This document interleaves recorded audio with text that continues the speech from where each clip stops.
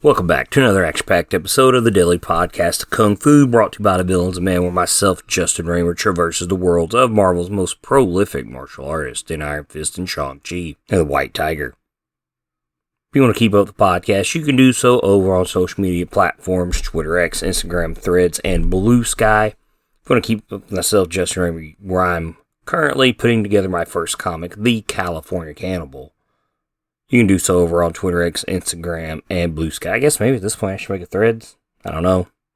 I mean, I'm always there with this podcast and the last tavern on the left, so maybe I should. And speaking of last tavern on the left, if you're listening, I apologize. There is no episode this week. I slipped on some refroze ice after 2 weeks of walking on it, and yeah, I cracked my head. So luckily, CAT scan, no concussion. Maybe I do have a concussion. No brain damage, no concussion. The doctor was like, man, looking at that fall, my camera caught it. He's like, you're lucky that you don't have anything. I was like, man, well, I have a thick head, and the circumference of my head is 24 inches. I've got a pretty big head. So, yeah, he thought that was funny, and I like to make fun of myself when I hurt myself. So, but yeah, so that's why there wasn't an episode this week. But you can go check out Bubba's Crazy Dinos. Not too long ago, Bubba come here on the podcast, promoted himself. If you haven't done that, and I get it's kids, you don't want to do that, that's cool. But if you have small toddlers and children that enjoy dinosaurs and Godzilla, please let them watch Bubba's Crazy Dinos on YouTube. I'm sure he would really, really appreciate it because he's having fun with this. I got to do a video over Mosasaurus here soon. My Bubba loves his Mosasaurus. He doesn't know, but he's getting the new Rebirth Mosasaurus for Valentine's Day this coming week, and I'll have to make a video of that too. So, but if you got small children, please go let them watch Bubba's Crazy Dinos on YouTube.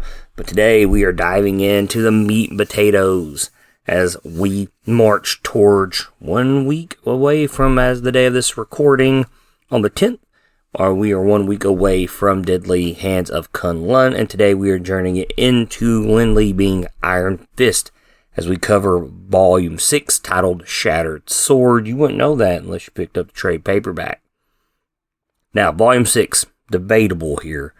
If you count the Wolverine Iron Fist Return to Kun-Lun, if you count Immortal Iron Fist, which I don't know why anybody wouldn't, or why they wouldn't count the Living Weapon series, that would make this volume 9. My good friend Omar, who was on the episode for Undead Iron Fist number 1, he runs the Iron Fist, the I Am Iron Fist blog. I can't even talk to you. Yeah, maybe I do have a concussion. He has been counting down the legacy numbering ever since we were marching towards the Undead Iron Fist series. So if you want to go follow that, he's got everything listed up to 96. He's got everything I listed, but the Wolverine series, which to me that is an Iron Fist series because it's Iron Fist, Wolverine, Return to Kun-Lun. But he also adds the anniversary special for the 50th year of Iron Fist to that. And he's marked us down to 96 issues. If you actually add the Iron Fist series, with Wolverine, he's at 100 based on that count. So, we all of us go back and forth. Everybody's got a different count, but listed-wise, online, this series is listed as Volume 6. I'm going to cover the first 3 issues, and then the next episode I'll cover the next 2 before I get into the Axe Judgment Day crossover, which will be the final issue that we have before we get to Deadly Hands of Kun-Lun, which I plan on releasing the day that issue comes out. So, issue 1 was released on February 16th, 2022, along with 10 other titles from Marvel. None of them have anything to do with this story or the characters podcast. It had 8 variants. 3 of them actually have Virgin covers attached to them. My favorite is the Gunji variant. Gunji did the art, colors, inks for the Swordmaster series that started the story of Lin Li. It's kind of an homage to the No More Spider-Man issue from, I think it's Amazing Spider-Man 50, as we see the Iron Fist costume in a trash can, and Danny Rand is walking away in the rain. And I just now noticed something about this cover that I have never noticed. Holy shit. How did I never notice this? So, And maybe I'm just that freaking blind. Oh my god, demon. How did I not notice this? Above the costume is a demon's hand. On the opposite wall in the shadow, it is a shadow of a demon.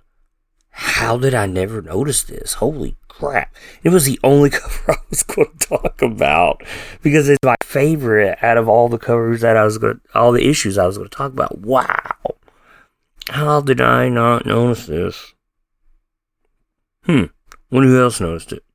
Anywho, issue 2 was released on March 20th, 2022. God, I can't believe that. With 14 other titles.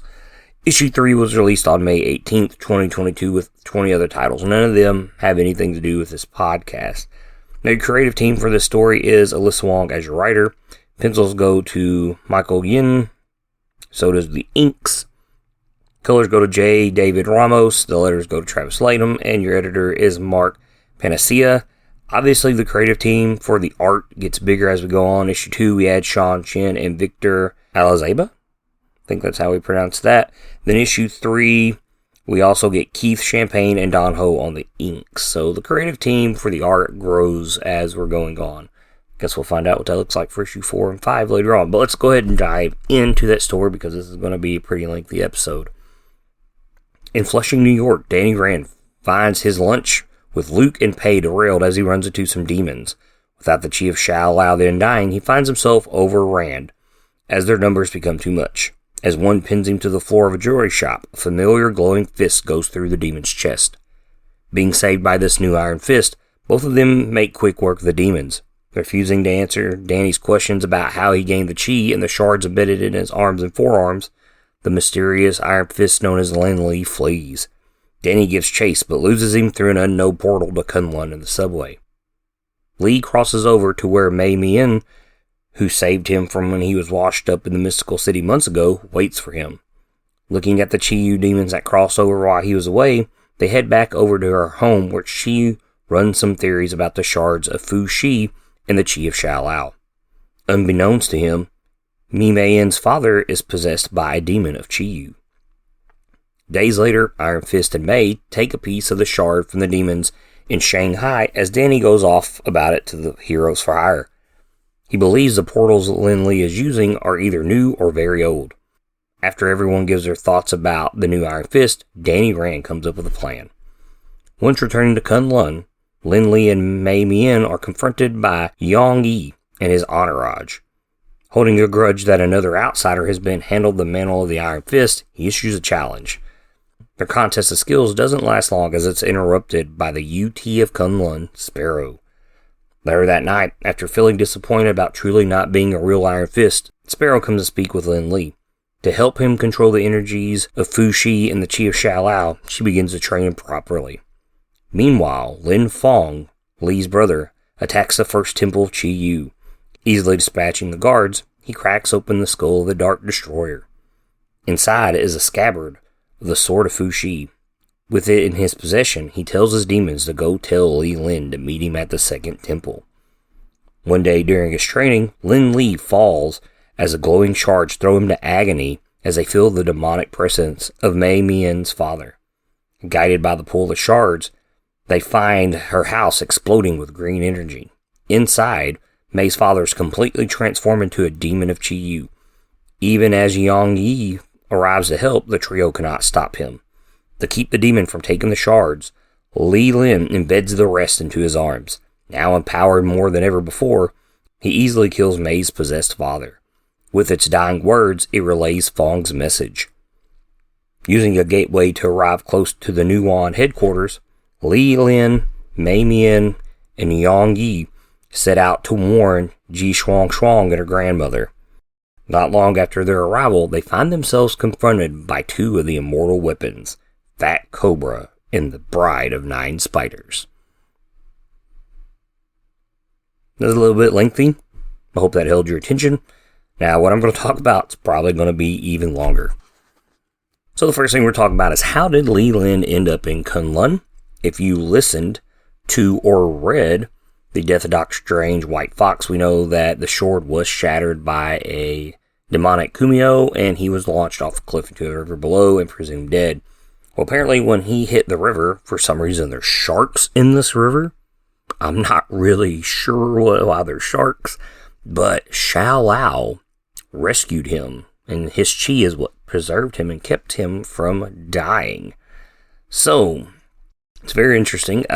We find out that Mei had found him in shark-infested river water. I don't know, but I found that kind of weird. But we know that these shards were embedded into his arm. Now, when he falls, we don't see them embedded in his arm. So we just see the shards shatter. So maybe Shao Lao did that. It's not very clear, but we know that they're stuck there. So the problem here, and I'm going to quote this from May, you're trying to collect all the shards of the sacred sword in hopes of reforging it, but Chiu's demons want it too. I think they want the chi of Shao Lao the Undying inhabiting your body, or they just want you. I kind of brought that up during all my theories in regards to Undead Iron Fist before we got that. And I don't know why some of this, Undead Iron Fist didn't play into some of this. And she says, I'm worried that if you don't find a way to balance your chi and harness Shao Lao's, the imbalance will kill you. We still don't know how to remove the shards safely. So once he starts training with Sparrow to be a proper Iron Fist, because she was the Thunderer before she was the UT, she says, fixing your chi flow, on the other hand, is going to be harder. The sacred sword shards are disrupting your energy's pathway through your body. That's why you can't channel Shao Lao's chi consistently. It builds up and misfires in your system. So, he knows this. He's getting some acupuncture done, and then when Mei's father tries to take the shards, he shoves them in his arms, knowing that it's disrupting the chi of the dragon. I don't know why. I guess maybe for safekeeping, because, they're on him, so no one can take them. That makes logical sense. But it seems like it makes him more powerful, because now he is rippling with the energy of the sword of Fu Shi. He punches through one of the arms, it looks like. He punches Mei's father again, which sends blood flying, and then he does the Raiden from Mortal Kombat Superman move, and literally flies completely through him, and kills him. So maybe it was the right move. Obviously, if you've read all this, you know where all this is going. I do love how him and Danny have a classic mix-up for Marvel Heroes meeting. And they kind of have the little scuffle after their fight with the demons on the rooftop. And here's the thing. Lin Lee knows Sparrow. We established this in the story, just in my issue 2 and 3. She should tell him that Danny Rand was a previous Iron Fist if he's going to Earth. Like, it makes sense. Like, and it does say that he's not a proper Iron Fist, but she knows Danny intimately at that. She's had a real good history with Danny even when he was a child. Why didn't she tell him, hey, if you're going to Earth, seek out Danny Rand, he'll help you. And even during their fight, I may not be an Iron Fist anymore, but I recognize those forms, and this is after Lin hits him. And then he's kind of going off all those. They only teach these moves in Kun-Lun, and then he hits him with some and throws Lin off. Like, he even tells Lin that he was the Iron Fist, and Lin still will not cooperate with him. It just shows you how bullheaded and how laser-focused he is about finding the shards of the sword and defeating the demon, Dark Destroyer, God of War, Chi-Yu, whatever we're calling now, because now he's like the Dark Destroyer too. He gets another title, I guess, since Black Knight, and we found out that he's an Elder Shadow. He's got to be a Dark Destroyer. But, he still will not listen to the guy who has the Iron Fist before him. He is that laser focused and does not want the help. I don't get that. Makes no sense, but it makes for a good story. We do get to see Lin Fong here, as I've mentioned. We do get some backstory with him, and I thought this was kind of interesting. It's very telling. Lin Lee is trying to pick the locks to his father's office. In his father's office, we see, paintings of the sword and the whip and the bangles. I'm guessing that's what we're going to call them. And there's one of even Chi-Yu in there. And instead of picking the lock, Fong shows up with the keys. Why pick it when we can just open it? So they're kind of looking over everything, and you get this sense Lin Fong has a jealousy that maybe his father cares more about his archaeological stuff, their lineage, and trying to figure out more than he cares about the kids. That's kind of what it gives off, or he's just taking that wrong. Obviously, we have the stereotypical manga kids that are old enough to take care of themselves. There's only one parent involved, which, it's their father. I think I've already established this. And the Swordmaster series, which I still don't get, but hey, it's always there when you read this stuff. And I do like that Lin's got a Spider-Man shirt on in this flashback. But we're kind of giving you an idea of who Lin Fong is. Like, is he jealous? Has Chi-Yu always had eyes on him? Like, even though he's been imprisoned, and maybe he knew this was the only way he was going to get free. So Alyssa Wong kind of gives you some backstory here. When he and his demons attack a temple of Fushi, he is said to have demon magic. And he's rippling with this red energy that we kind of seen at the end of the Swordmaster series, because we haven't seen him since then. And his touch either turns these guards into demons or like skeletal undead. It's kind of hard to tell because their faces look like skulls, but they still look like the demons. So we do know that somehow, some way, he was possessed by Chi-Yu, I'm assuming when he was with his father, and they opened up the dig site. I mean, once this whole thing plays out in Deadly Hands of Kun-Lun, we might find out, like, all this is just part of Lin Fong, like, the sword, everything being released, like, it might just be him based on that one flashback that we got. I do think it's awesome that he tells his minions to go tell Lin Fong that he has overran the temple, so it kind of makes you wonder with that scene, like, when that took place, because obviously it took place before the father was possessed, maybe. And the thing is, like, in the Swordmaster series, like, prison of Chi-Yu that the Fushi clan had went, like, it had went abandoned, like, they have forgotten it throughout ages, and all of a sudden there's guards there, and they're not the clan of Fushi. Like, are they Nuwan? Are they just guarding it now? Because this whole place is, like, guarded up really, really well. I don't get that. And then there's the scabbard in the skull that he knew that was hidden. There isn't even a scabbard mentioned or shown in Swordmaster number 4, where we learn the origin of the divine weapons. So that's kind of confusing. Also, does this scabbard even belong to Fushi sword? Because it's very thin. It's not even as long as the blade. Like, that thing looks like a great sword in D&D terms. And this scabbard clearly doesn't fit it, so I'm kind of confused. And but kind of excited because I love the story Iron Man Legacy of Doom, where Doom has Excalibur, Iron Man gets the scabbard. This is kind of like the Doom Quest story. It's like the next part of it. And this book come out around the first Iron Man movie. It's a really good story. So it empowers Doom to have Excalibur, to have the scabbard empowers Iron Man, so they're both equal, like, with that type of magic. And it looks like maybe that's what we're going to get. Maybe when this is all over, you got to have the scabbard for the sword to reform. That's my guess. We hopefully we'll find that out in Deadly Hands of Kun-Lun. Some new characters we meet here. Mei Mien. I kind of like this character. We don't learn a whole lot about her, but she seems very formidable. She's beating up demons with a stick. Obviously, she learns to control these portals with this bow staff that she has. We'll get more to that later. Like, in issue 1, it kind of implies, like, hey, I can beat up demons with the staff. The second issue, she's, like, mollywopping them. She even has, and I don't know if it's, like, chi augmentation or she's just that powerful. She takes Lin, he gets on her staff, and she throws him over buildings that are at least 1, 2, 3, 4, 5, 6, 7, 8 stories, possibly 10 stories tall, to a demon that's flying away with one of the shards in its mouth. More on that later. So she seems like she's quite powerful, or she knows how to manipulate her chi. Even when the training montage we get with Sparrow and Lin Li, like, she's doing the cool kung fu thing where, like, you stand up with one leg up on your staff and balance yourself in the air. So she's pretty awesome. And there's one thing that got my gears turning once we get to issue 3, and she attacks her possessed father. I see you have her spirit, because she asked where her mom is. My first thought was, okay, so her mom is a fighter. she's a fighter. Clearly, her mom probably trained her. And in my mind, her mom and her were part of Lee Kun's underground resistance in Immortal Iron Fist.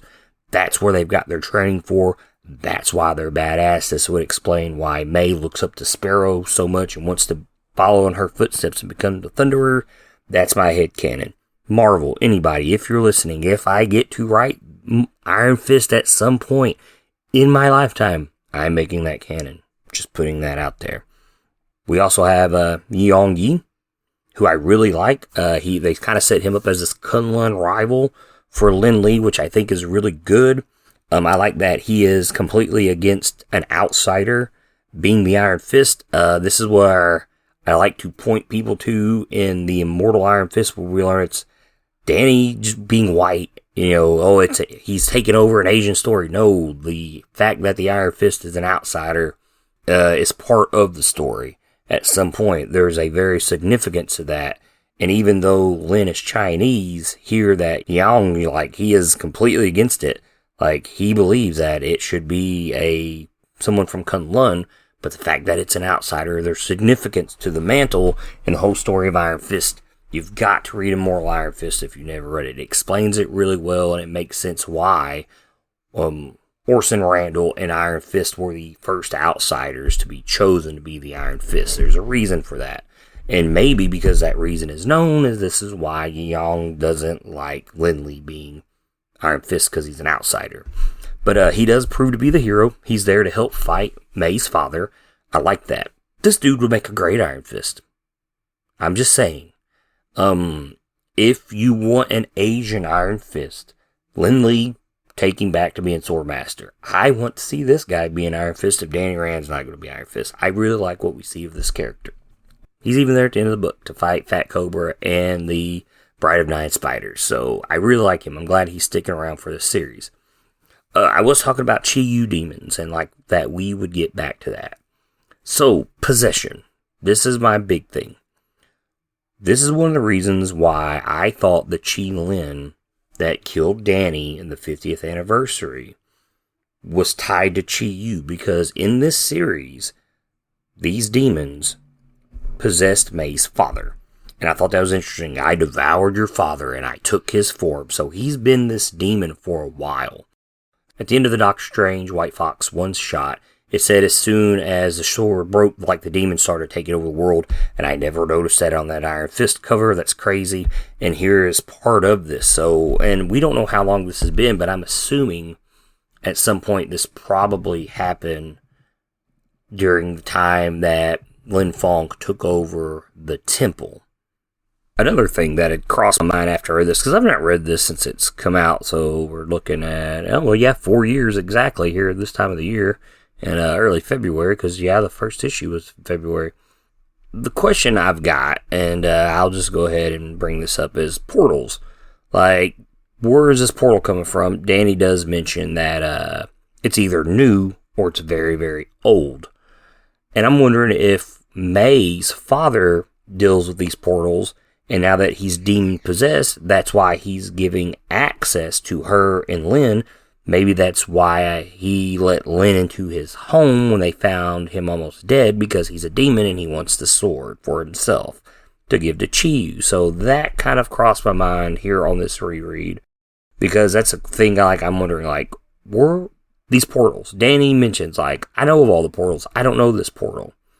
And this portal, the more you see it, it ends up in New York. It's in Shanghai. It enters somewhere outside of the Nuwan base, which we know is magical, and you have to have that bloodline to get to the base, which is kind of interesting when you think about that.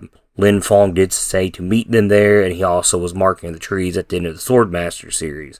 So my guess at this point in the series is the portal opens up at these statues that we see in issue 1. That's just where the portal's at. But depending on where you want to go is where it takes you. So you have to think about where you want to go, and that's where it takes you. So that kind of crossed my mind this time around as well. Also, with May's father, that fight, why didn't Sparrow go help? She probably could have just destroyed the demon on by her own, but we needed a reason, I guess, for Lin Li to embed the shards in his arms, all of them. But yeah, she was there. She was there when Lin sensed it, which proves to us, that the sword does sense evil, and it actually senses when it's in trouble, I guess. Why didn't she go? Anyways, I did think it's odd that every time we find these demons, and they have a shard, that they are eating it. So when we first find the ones Danny's fighting in the opening, and I didn't realize this until I looked. There's a lot that I missed on this issue when I read it the first time. When he sees the 3 demons in the very first page, one of them actually has a glowing green mouth. Didn't really pay no much attention to that. And I knew that when Lin punched through the demon that he had the shard. I just thought the shard was in its belly. So yeah, I completely missed that. Issue 2, the opening. A demon that Lin rips the head off Sub-Zero style from the OG Mortal Kombat game has a shard in its mouth. The one that May throws him at has a shard in its mouth. So why are these demons eating all of these shards? For safekeeping? Clearly it's not going to work for them like it works for Lee if it's in its body. Don't know.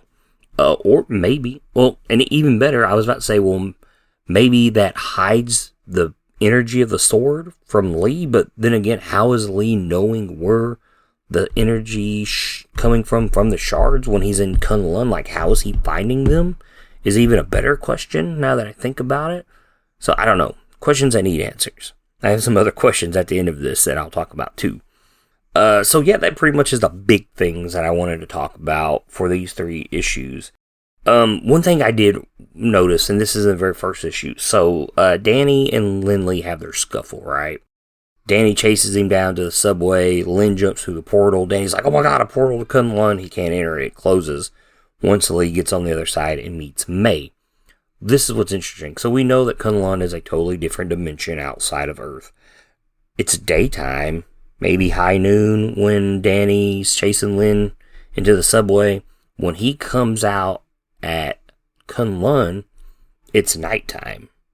Maybe dusk or dawn, because there's a faint glow at the horizon in the background above the mountains. So, and I don't know if that's it's in China, so maybe it follows China's rotation with the sun and moon. I don't know, but I just thought about that part. But I did notice that on this second reread about that type of stuff. Another thing, apparently at some point in time, Lin Li has met Doctor Strange again. Because the case that he is keeping the shards in, May says, fancy puzzle box. It was a present from the Sorcerer Supreme. Puzzles are kind of my thing, and I'm the only one who can open it. So, Doctor Strange, at one point, must have known that the shards broke, and they have met. I need that story. Because he was in Kun-Lun. How did Doctor Strange know about all this before his death? That's the strange thing about this. He's got this, and we learn about it after the death of Doctor Strange. That doesn't make any sense, because he was just wielding the sword around before then. He did not have this case before then that we're aware of. So there's a story there that has to take place where he met Doctor Strange. But, even the case doesn't even look like it's big enough for the sword. It's bigger than the scabbard that Lin Fong finds. So I'm not sure how to interpret that at all. We do get a callback to Wu Aoshi, everybody's Iron Fist Queen. There's a big mural of her painted in Kun-Lun, which I think is cool. I'm wondering if this is painted after the uprising in Immortal Iron Fist, because we know that women were not allowed to be the Iron Fist after her at some point, which clearly Fong Ji-Woo was an Iron Fist after her.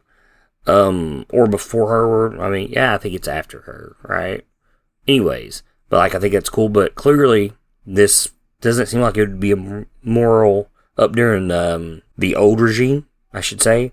This is something like Lee Kun would do, so I thought that was pretty cool.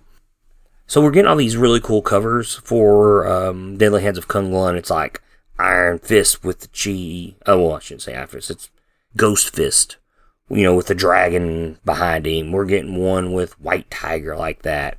And we have this one where we're getting where Crescent and Eo are like kind of like projected behind him, and one where like White Fox is projected behind him, and Shang-Chi is projected behind Lin Li. And I wonder if maybe that's where they got the idea for these covers at. So I think this is really cool that we see this. So maybe. And I mean, that could be hindsight, because now here we are 4 years later. Maybe that's where the idea come from. I don't know. But I thought that was kind of interesting. The end of this issue 3 proves that Fat Cobra and the Bride of Nine Spiders are the most popular weapons outside of Iron Fist, as in immortal weapons. And how he doesn't know about them, I don't know. I could be wrong. But I'm also curious to how they're getting around so fast as well. Surely they just don't live in China. They have their own mystical cities, heavenly cities to live in. But like, we know these guys are popular. For one, Fat Cobra, man, he has showed up in War Machine. He showed up in Wolverine. Bride of Nine Spiders was even a main character during Spider Island, with the Deadly Hands of Kung Fu story in that. So yeah, these two prove to be the like most popular immortal weapons outside of Iron Fist. Obviously, the next episode we will cover issues 4 and 5, and then I will cover the Axe Judgment Day one shot, and then I will cover Deadly Hands of Kun-Lun. So some of the other questions I've had that how does May know about these portals? Where does this portal come from? Did her dad create it? Like I mentioned, and then when the demon took him over, he learned of the portals like, hey, let's let this Iron Fist just keep going through these portals so I can get demons inside. I don't know. But I'm very curious to how she knew about them. And her training, in my head, she was a child. Well, fuck, she wouldn't even be a child. Because this is like a year removed from the Resistance in Kun-Lun and Immortal Iron Fist, because the 50th anniversary issue is like a year between issue 19 and this. So, I mean, she would be a year younger, and her mother probably trained. So I'm very curious to how all this is went about. So, the scabbard, like I mentioned, is a very Iron Man Legacy of Doom thing. The question I have about this thing is, how did Lin Li and Fong's father not know that scabbard was hidden there? In issue 2, we have the flashback to like where they're like in his room and they're looking at everything. Maybe that's how Fong found out about it. But you would have figured that his father knew about it, because if he sent the sword to Lin Li, he would have sent the scabbard. So I feel like the scabbard thing is just added for this story. You can hear my kid. That's Bubba. He's wanting you to go subscribe to Bubba's Crazy Dinos on YouTube. But, so yeah, the scabbard thing just kind of throws me off. I'm curious to how all that's going to play into Deadly Hands of Kun-Lun. But that'll wrap up this episode of the Deadly Podcast of Kung Fu. If you like the podcast, please go follow it over on Twitter, X, Instagram, Threads, and Blue Sky. If you like my music, check out Russian Tiger by Kuro over on SoundCloud and YouTube. Most importantly, guys, support your local comic book shops and make sure that you pick up Deadly Hands of Kun-Lun and keep reading comics, guys.